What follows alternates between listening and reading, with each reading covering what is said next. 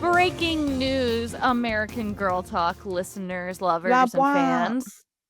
We have found out through doing what we do and creeping on the American Girl Doll Reddit that they have re-released, I think right now, some of the Kirsten books with a better historical accuracy and a few updates. And so we just wanted to kind of be ahead of the news since we already covered Kirsten, so we won't be able to talk about it then, and just have like a quick 10-minute episode where we talk to you guys about the updates to the books and kind of, we think it's cool. They basically took if you remember, if you're a longtime listener of the show, It would be a long time at this point. in what is it? In Kirsten Learns a Lesson, that's the one where she meets Singing Bird, who's the Dakota Native American who like teaches her to be brave and speak English, kind of. But like it was a book written in the 80s, and so it did have a little bit lackluster language. Like it just called them Indian the whole time. It was kind of generic. It was very much just like insert Native American stereotype here. Yes. So they've retconned the Kirsten book a little bit, and they've rewritten like different sections of the book. I'll try and put like a link to the Reddit post in the bio if I can. But they acknowledge what tribes she's from. They use some Native American language, which I think is cool. And they also kind of acknowledge in the end that it's the settlers' fault that the Native Americans have to leave in a more kind of direct way, and that the government was involved in screwing over the Native American population. And so we just wanted to kind of like step on and chat about that for a minute. So yeah, it's interesting. So on the pages that the girl screenshots, it says she's talking with Lisbeth. This is the part that I think is pretty interesting. They're talking about a Dakota man coming to their door once. I mean, they definitely said it in a less than favorable way in the book originally. Coming and basically like seeking food out, and Mama gives him a piece of meat and he leaves. He says he didn't hurt us, but he didn't say thank you either. We didn't hear him coming. And then they said, that's not magic. They wear soft shoes. And then Kirsten is like, well, why are the Dakota so hungry? And Elizabeth answered, Papa says the government made a treaty with the Dakota. They promised to pay the Dakota for their land, but they haven't done it. They promised food and supplies too, but the Dakota haven't received much. And then Anna's like, oh, well, like I'd be angry if people didn't pay me too. And like the sequence when she visits like the Dakota people with Singing Bird is much more like in depth and goes, I think people keep saying like in the Reddit that, and I think we discussed this, they make them seem like an alien culture in like the first book, in the version we read, where it is like, oh, like very like mystical, typical like woo woo, versus like, yeah, they use a lot more of the language here, and she sees them doing more of like crafting, and they're talking about being like traders and trappers. And they actually like talk to Kirsten more directly. Whereas I don't recall her really having any sort of verbal interactions. with anyone besides Singing Bird's dad. Right. Yeah. Who spoke English. Yeah. Right. So it's I don't know, it's very interesting. I think it's cool. When I was younger, I grew up in Minnesota. There was a lot of like indigenous involvement in like the town that I grew up in. And so like we would go to like a powwow, and you would like learn a lot more of like the hands-on stuff in school. And so I think it's nice because she's in Minnesota. So I thought it was kind of cool that they went a lot more in depth, because I feel like it's such a part of like the culture in Minnesota, whether you want to acknowledge it or not. And there are still like reservation lands that are there.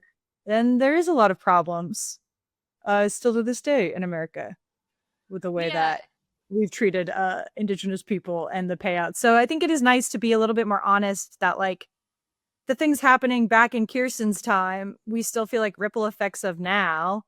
And like, because they changed the peek into the past too. Yeah. And I think one thing that is nice that they included in the, I don't know why, I think I'm emotional. I'm gonna like tear up was, I'm sorry. I don't know what's going on with me. But when Singing Bird leaves, Kirsten gives her necklace. Yeah. And I think that's cute. Like, Nice.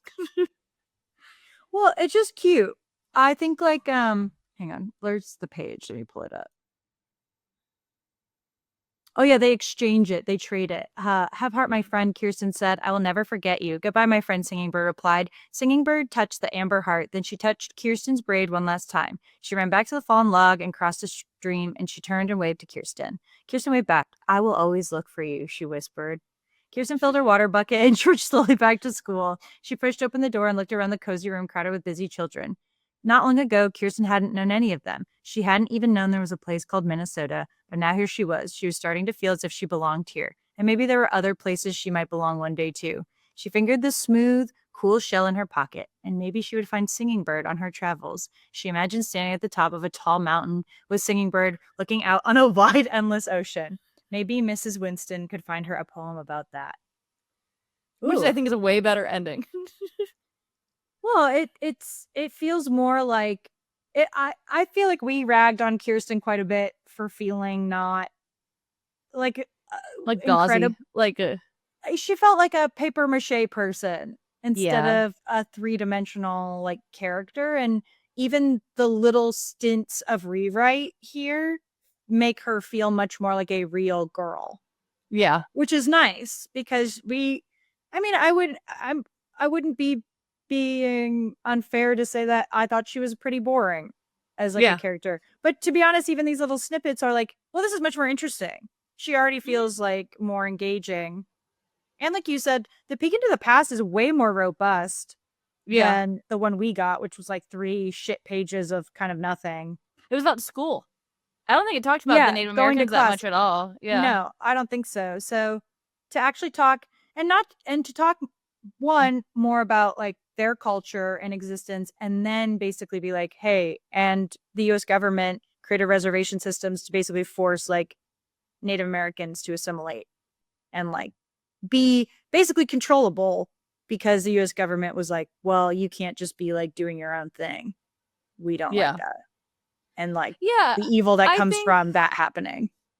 Yeah, so I think like, and this week, like, we're releasing this like in the middle of our Felicity books, and so it also just felt relevant to kind of bring up because like, you'll hear if we haven't released it yet soon on the episodes, we do kind of lament that the slavery issue in Felicity is handled kind of poorly, and I think this kind of proves that they can handle these like.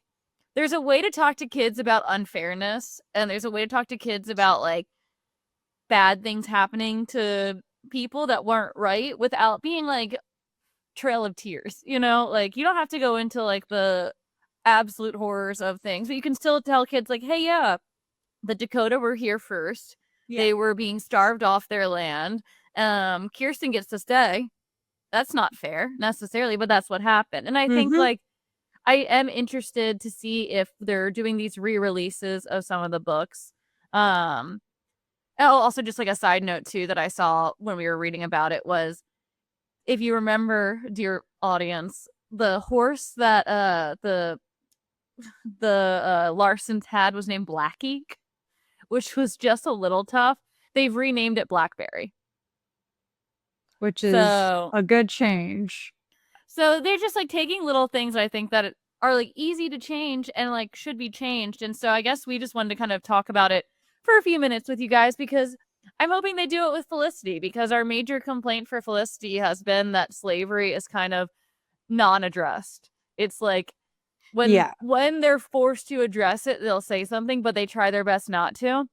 And I think it's more interesting to see if they rewrite the Felicity books or some of the chapters in Felicity books and figure out a better way to talk about the fact that like Felicity's family had slaves. And I honestly hope they don't remove that, because I think that is an accurate portrayal of what her family would have at the time. I hope they find, I'll be interested to see what they do with it. I'm pretty sure they will if they're doing it to Kirsten, which I think was a smaller issue, honestly, than the slavery issue in Felicity's. I think there's a lot of online discourse around the Pleasant Company from the past several years of mishandling of Girls of the Year, of like racism allegations, of like handling of like the different narratives. So it's hard to put my finger on if any of these things are coming as a result of those things. I would suspect that at least in part it is. But I think that there's nothing wrong with looking back at history. I think some people get so sensitive, right? That they're like, oh, like, why do we need to change it? Like, it's a product of the time. But it's like American Girls' whole thing is to meet American girls where they're at actually right now in history, where we are as like a people, and look back at history to help inform how like girls will grow up for years to come. So I think it's admirable to change the books, to update them and modernize them because of how we think of things now. If we only had to operate off information we had in the fucking 80s now, life would be a lot harder, difficult, and still tricky. And we've moved a pretty far forward socially and politically, even if sometimes it feels like we're backsliding, depending on who's in power at any given time. What But did you mean? I think you've said it, I've said it, people in our comments have said it. You don't get to divorce politics or truth from books that are meant to talk about the realities of what it would have been like to be a girl growing up in these times. Well, and I think just like as kind of like an ending note, because like I said, this is just a quick update, but I think it's important that kids know, and this is like, here's the politics of us coming in again, but I think it's important that kids know good and bad history of America, because one of the premises of this podcast to begin with was the fact that like, and we've talked about it, that we like would like to cover some of the Dear America books after we finish the American Girl doll. And some of those books were like horrendously sad and dealt with like horrific things. And I read them as a child and I liked them. And like it taught me a lot about history. Like they have like a book about a girl in like the Triangle Shirtwaist Factory, and they have a whole thing about labor unions. And it wasn't above my reading level to understand that that was bad. And like, and I think telling kids difficult history in a way that is childish, for lack of a better term. Relatable. Yeah. Because they're Like, kids.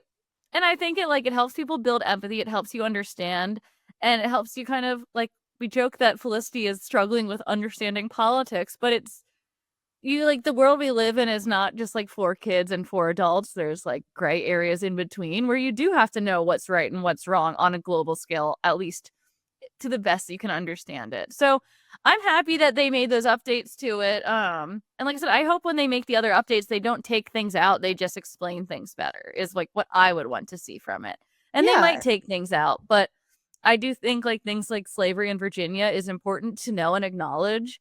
And I do think there's ways to kind of talk about that by saying like, this was what it was at the time, and we know now that this is bad, but like this is kind of the difficulties, and Felicity had a better life than the slaves, you know? Yeah.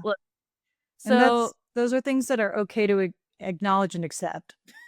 well, yeah, because it's kind of like it's like kind of like with Nellie and Samantha. It's like you can tell, and it's easy for them to say with like two little white girls that like one white girl who's rich and one white girl who's poor, you pity the poor girl. I think it's harder. It was harder for them to be like that with the issue of slavery with Felicity. And so we just wanted to kind of like acknowledge that we saw that, if people are like also in tune with the American Girl doll news cycles. But we were really happy to see the Kirsten updates. I think I wish we'd read that like in the book. Like I'm glad we read both, because I do think it's interesting to kind of have this conversation and look back and compare a little bit and look at how it was improved and how it was so easily improved, is kind of my point. It doesn't change anything with that story, and it was just like effortlessly just putting a little bit more thought and history and attention to things. And I think with the idea that people are trying to censor things and like banning books and things like that, it's important, I think, to acknowledge and like give a pat on the back when people do something that I think is right. So I agree. So that was it, guys. If you have any thoughts on this, like, I think it's interesting. We'll probably deep dive more into stuff like this in like, the yapping episodes, but we wanted to put out a little like boo boo boo boo, so that, because it was exciting. We thought it was like a big piece of news in the context of the American Girl doll world. The girliverse. The girlverse, yeah. So the American Girl Cinematic Universe. So yeah, we just wanted to say something about that today. And we'll be back with a regularly scheduled episode on your Tuesday. So goodbye. We'll see you then. Bye.